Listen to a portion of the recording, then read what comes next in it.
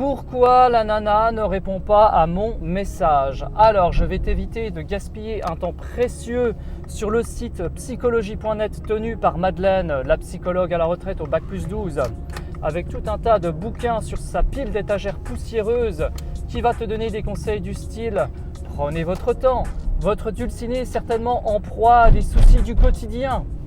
Ça reviendra en votre faveur. » Le truc, on dirait un horoscope. Bon, ça on va éviter, hein, bien sûr. Moi, je vais te donner mon avis là-dessus parce que des tordus, j'en ai côtoyé beaucoup. J'en ai côtoyé tout au long de ma vie. Enfin bref. Premièrement, et c'est une explication finalement qu'on ne pense pas souvent, mais ton message peut-être ne prête pas à répondre. Eh oui, relis-toi à voix haute et dis-toi, demande-toi si effectivement il y a lieu de répondre à ton message.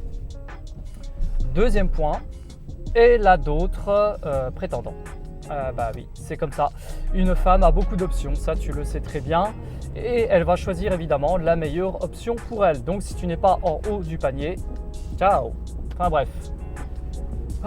Troisième point, qu'est-ce qui pourrait bien se passer dans la tête de la demoiselle? Eh bien, peut-être qu'elle te teste. Eh oui, elle veut voir si tu es un relou, si tu n'envoies pas des messages sans arrêt. Elle te teste pour voir ta patience. Donc si tu envoies un message à 15h et à 15h02, tu en envoies un autre parce que tu n'as pas de réponse et tu envoies un message du style « Tu n'as pas répondu, point d'interrogation, lol ». Comment te dire? Tes chances sont fortement réduites, sans dire anéanties. Autre explication peu plausible, elle n'a pas vu ton message.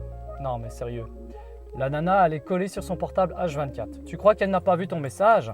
Elle a vu la petite notification quand elle a commandé un McDo avec Kevin dans sa boîte. Tu sais Kevin, ce mec qui tient la porte et qui lui sert, qui lui paye du café là, à la machine tous les jours dans l'espoir d'obtenir quelque chose.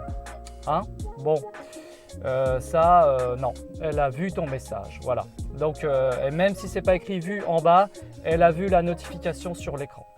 Autre point, tu as peut-être été trop fort dans ton message. Tu es trop cash, tu es trop explicite. Ou peut-être aussi que tu fais un petit peu le guignol. Tu mets beaucoup trop de smileys. Enfin bref, tu montres un visage différent de ce qu'elle a vu en réalité. Elle a vu un grand contraste. Elle se dit, non mais ce mec, quand je l'ai vu, c'était pas ça. Là, qu'est-ce qu'il me fait? Il me fait un numéro de cirque. Donc, essaye d'être cohérent par rapport à ton comportement que tu adoptes dans la réalité et dans tes messages. Et s'il te plaît, ne multiplie pas les smileys. Ce n'est pas parce que tu n'envoies pas de smileys que ça fait triste, sommaire. Non, pas du tout.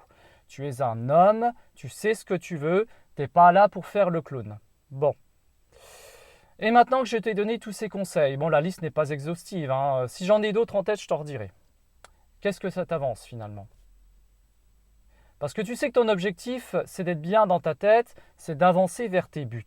C'est pas de chercher des explications de midi à 14h, de savoir pourquoi elle ne m'a pas répondu, pourquoi ci, pourquoi ça. Tu perds un temps fou, tu t'en fous. Fais ta vie, concentre-toi sur tes projets, lis des bouquins, fais ton sport. La nana, elle viendra si elle en a envie. Si tu dois forcer les choses, c'est que ça ne doit pas se faire. Ok? Bon, allez. Je te tiens au courant de la suite et puis en attendant, focus sur tes objectifs.